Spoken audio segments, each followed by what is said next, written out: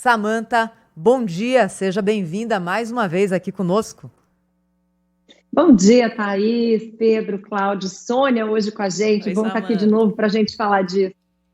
É isso, aliás, a Samanta que esteve também ontem no fórum da Rádio Bandeirantes, Caminhos para o Futuro, falando sobre meio ambiente e agronegócio. Já te agradeço, foi ótimo, viu, Samanta? Mas hoje o que a gente quer falar com você é o seguinte, que a gente quer que você explique, por favor, para quem está com a gente agora, acompanhando aqui o Jornal Gente, como é que funcionam esses mecanismos de financiamento internacional para que países possam preservar melhor o seu meio ambiente? Esse é um assunto que vira e mexe, aparece no noticiário, tem sido colocado com muita frequência pelo presidente Lula. Como que é isso? Esse dinheiro vem da onde? Chega aonde? Quem controla? Quem administra? Nós vemos, às vezes, valores vultuosos. Isso vem tudo de uma vez? Conta tudo pra gente, Samantha. Assunto quente, hein, Thaís? Esses fundos, principalmente o Fundo Amazônia, né? Tem sido, inclusive, polêmico. Vamos falar, eu vou pegar o Fundo Amazônia como um exemplo, mas os fundos, geralmente, eles são criados para fins específicos e as regras são criadas com a criação do fundo. Então, normalmente, no Brasil, os fundos são criados por lei e aí se identifica naquela legislação quem vão ser os doadores, onde vai se aplicar o dinheiro, de que forma vai ser a prestação de contas. E os fundos, eles têm uma particularidade que esse dinheiro vem e não volta, ele volta em benefícios, ou enfim, no cumprimento daquele projeto a que o fundo se destina. O Fundo Amazônia, especialmente, que tem sido alvo de bastante polêmica, ele tem 3 países que são signatários, que estão doando, né, para esse fundo. Agora a gente tem aí um bochicho dos Estados Unidos que falou que vai entrar, e mais recentemente o Reino Unido. Nas proporções, tá, Thaís? 93,8% do Fundo Amazônia é sustentado pela Noruega, 5,7% pela Alemanha e só um pedacinho, 0,5% pela Petrobras aqui no Brasil. Quem gere esse recurso é o BNDES. Então, quem quiser saber para onde está indo esse dinheiro, de que forma que isso está sendo usado, tem que entrar no site do BNDES, e aqui eu começo a polêmica. E eu desafio qualquer um a entender essa prestação de contas, porque cada um faz numa metodologia, e aqui que começa essa polêmica também, porque quais seriam os interesses dos países que estão doando efetivamente para esse fundo? E nessa gestão, o BNDES não uniformizou uma linguagem de prestação de contas. O Fundo Amazônia, ele tem uma particularidade de ter sido criado por decreto, lá em 2008, no governo do presidente Lula. Enfim, ele tem usado bastante a Amazônia em todos os seus discursos internacionais, como você bem falou, Thaís. Desde o começo, a primeira viagem dele, que foi ali pela América Latina, ele falou em todos os países onde ele esteve, o Brasil está de volta, vai acabar o desmatamento na Amazônia, a gente vai proteger a Amazônia. E o mais recente foi lá no Reino Unido, onde ele foi para a coroação do rei Charles III. Até a gente pode ouvir a sonora dele aí falando o que foi o pedido do rei para ele, viu, Thaís? A primeira coisa que o rei disse para mim foi para mim cuidar da Amazônia.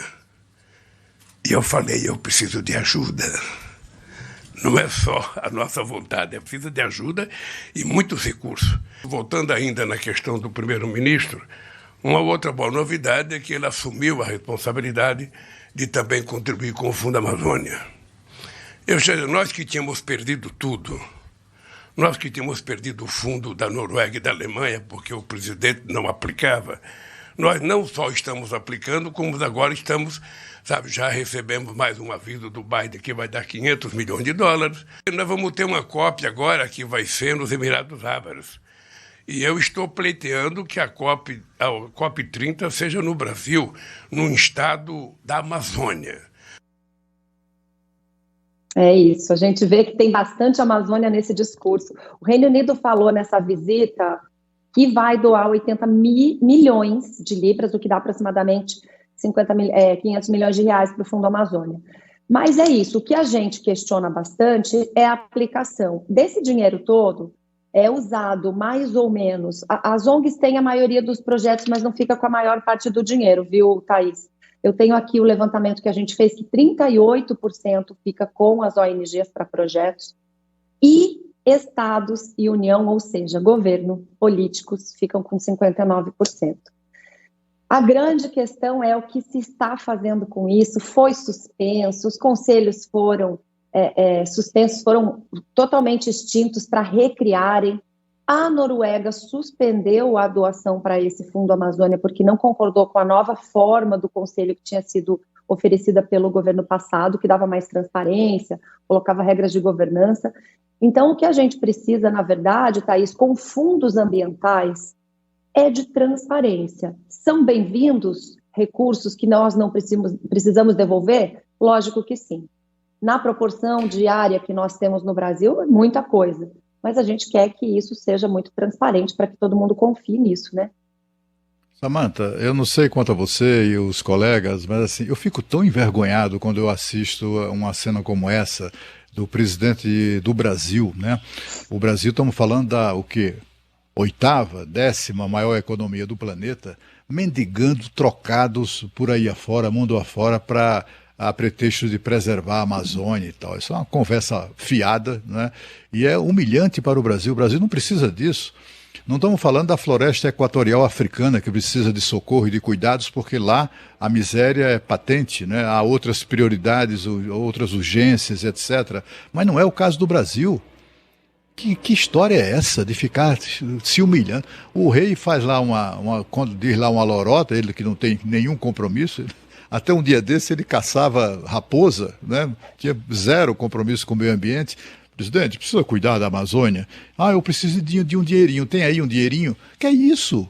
O presidente do Brasil se passar por isso? Que coisa horrorosa. Eu fico assim, constrangido em saber, né, com a constatação de que temos um presidente que fica aí, por aí afora, vai ser 500 milhões do Biden, 500 milhões, não sei de...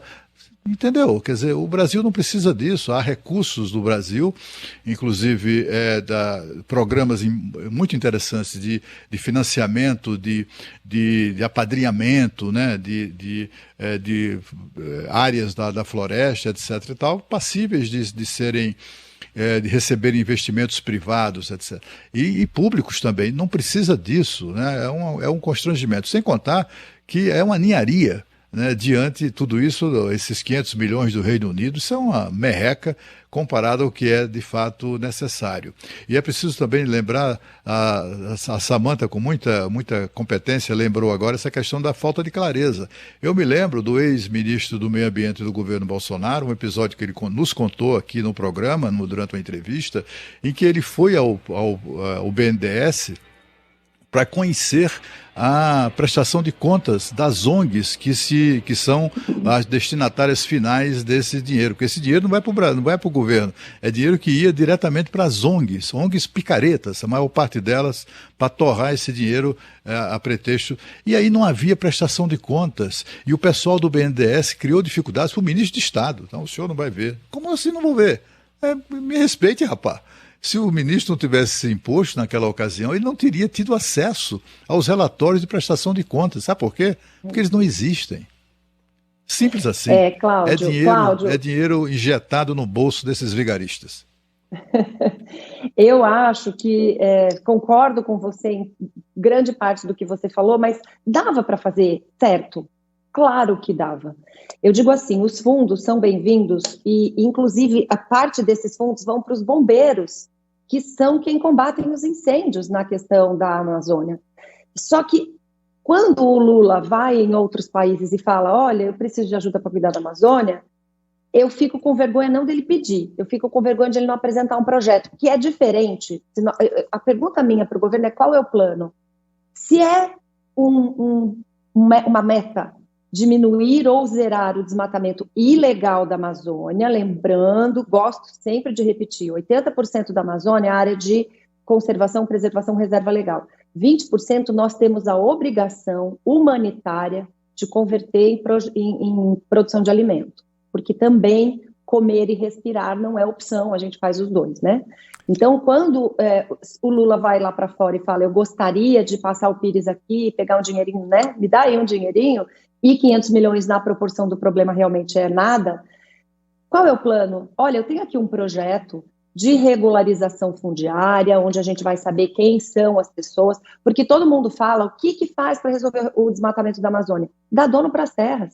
São áreas tão vastas, tão gigantescas, de uma inacessibilidade tão grande que é muito difícil de gerir. IBAMA, INPE, órgãos públicos não têm como estar perto monitorando isso tudo. Então faz um plano, são mais de 60 milhões de hectares ainda não atribuídos, faz um plano de atribuição dessas terras, vamos falar sem máscara, sem ideologia, sem religiosidade ambiental a respeito de garimpo. O cara mora em cima de uma mina de diamante e cata castanha, passa fome. Será que, de fato, isso é tão prejudicial? Se a gente for pensar na mineração da Vale, quanto ela ocupa de área? A área que ela tem preservada para fazer tudo aquilo é gigantesca e bem cuidada. Quantos empregos ela gera? A mineração não é assim tão ruim. Talvez ela seja até melhor do que a exploração, porque o desmatamento não tem a ver, como todo mundo fala, com a pecuária. Quem que vai criar um boi lá no meio do nada não consegue nem tirar o boi de lá, né? Além do que os frigoríficos não compram se for de área ilegal. Mas quem desmata é o madeireiro. Por que a Noruega e a Alemanha não promovem uma ação para ver qual a origem da madeira que chega na Europa? Porque certamente tem madeira traficada do Brasil para lá, mas isso não se fala, é só fiscalizar o Brasil. Então, se houvesse um plano do governo, eu não teria tanta vergonha, viu, Cláudio? Doutora Samanta, ontem no Fórum da Rádio Bandeirantes nós ouvimos o Daniel Vargas, que é coordenador do Observatório de Bioeconomia da Fundação Getúlio Vargas, né? E o professor Daniel trouxe um assunto que eu queria abordar aqui. Vamos recuperar um trechinho do que ele disse ontem para nós. Vou dar um exemplo muito comum e um exemplo que, para mim, me parece ser talvez o mais marcante. Tomamos o boi, que de repente foi declarado inimigo do clima do planeta. Porque o boi emite o metano, que é um gás que tem um potencial de aquecimento global maior do que o CO2. Agora, a métrica que a gente usa para calcular a emissão do metano, ela foi criada no passado olhando para a realidade do petróleo. Quando a petroleira tira o petróleo do chão, vaza o metano, que vai para a atmosfera, daí a 10 ou 12 anos se degrada no CO2 e fica por mais 100. Quando a gente olha no caso do boi, o boi se parece menos com a petroleira e mais com um filtro. O boi, na verdade, está consumindo um CO2 que já estava na atmosfera, é sequestrado via fotossíntese pela planta, ingerido por ele, que elimina o metano, que daí a 10 anos vai voltar a ser a mesma molécula de CO2 que já estava na atmosfera antes. E nesse processo, combinado com a recuperação de pastos, com a intensificação da pecuária, com a junção da pecuária com floresta, pode tornar a pecuária não um problema do clima, mas a solução do aquecimento do planeta. E isso só é possível ser reconhecido se a gente entender que o verdadeiro verde não pode ser a cor desbotada que hoje prevalece na discussão do comércio internacional, mas tem que ser o verde tropical de um país que tem, em cada propriedade, pelo menos 20% de floresta garantida, se for na Amazônia, 80%. De um país que tem florestal, né? Segundo o Código Florestal e segundo a prática realizada pela produção brasileira. E tudo isso são ativos verdes que merecem ser reconhecidos não apenas como um emblema de uma agricultura sustentável que nós temos, mas como um recurso econômico que precisa ser precificado, entregue nas mãos do produtor que faz bem feito.